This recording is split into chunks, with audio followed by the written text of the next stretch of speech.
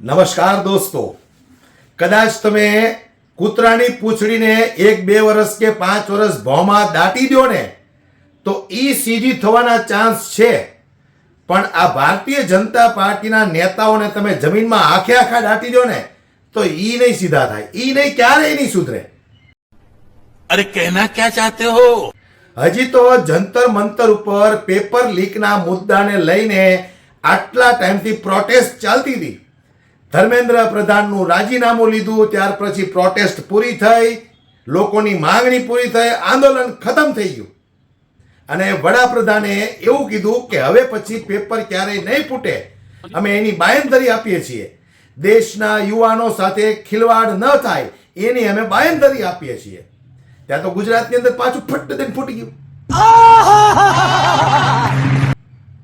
BAMS નો જે 12 પ્રશ્નો WhatsApp ઉપર ફરતા હતા એમાંથી 11 પ્રશ્નો બેઠે બેઠા પૂછાયા. આ પેપર લીક નથી તો શું છે? હું ગુજરાતના શિક્ષણ મંત્રી શ્રીમતી રીવાબા જાડેજાને માત્ર એટલું જ કહેવા માંગીશ કે જો તમારી અંદર થોડી પણ શરમ બચી હોય ને તો તમે પણ રાજીનામું આપી દો. ગામડાની અંદર સ્કૂલોમાં જઈ ગરીબ ઘરની બાળકીઓની બાજુમાં બેઠી અને તમે સરસ મજાની રીલ્સો બનાવો અને દીકરીને આશ્વાસન આપો કે બેટા તારે ભણવું હોય તો તારી ભણવાની ફી હું ભરી દઈશ, નહીતર તને મારી સાથે લઈ જઈશ. આ પ્રકારની તમે રીલ્સો બનાવો છો, પણ પેપર ફૂટી જાય છે ત્યારે તમારા બધાના મોઢા પર ટેપ કેમ લાગી જાય છે?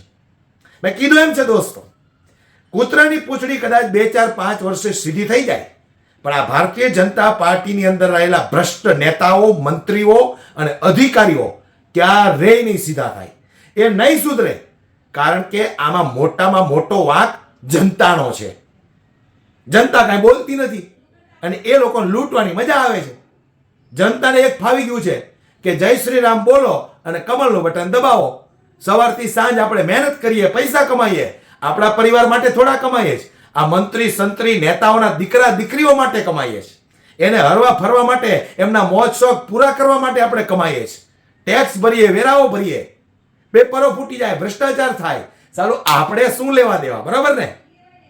શરમ આવી જોઈએ તમને લોકોને.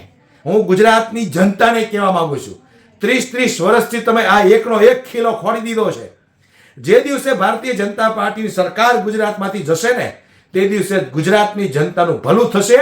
તમારા ઘરની ચારેયમાંથી એક કઈ દિવાલ ઉપર લખવું હોય તો લખી લેજો મારા શબ્દો. બાકી જ્યાં સુધી જનતા મૂર્ખની જેમ કમળના બટન દબાવતી આવશે ત્યાં સુધી આ ભ્રષ્ટ ભારતીય જનતા પાર્ટીના નેતાઓ, મંત્રીઓ, ભ્રષ્ટાચારીઓને કે ભ્રષ્ટાચારી અધિકારીઓને કોઈને કંઈ કહેવાના નથી, કોઈને કંઈ રોકવાના નથી, કારણ કે બધાની મિલીભગત હોય છે આમાં. વિચાર તો કરો દોસ્તો તમે. પેપર લીકના મુદ્દે આટલું મોટું આંદોલન થયું, માંડ શાંત પડ્યું, ત્યાં બીજું પેપર પાછું આવું થઈ ગયું વાયરલ.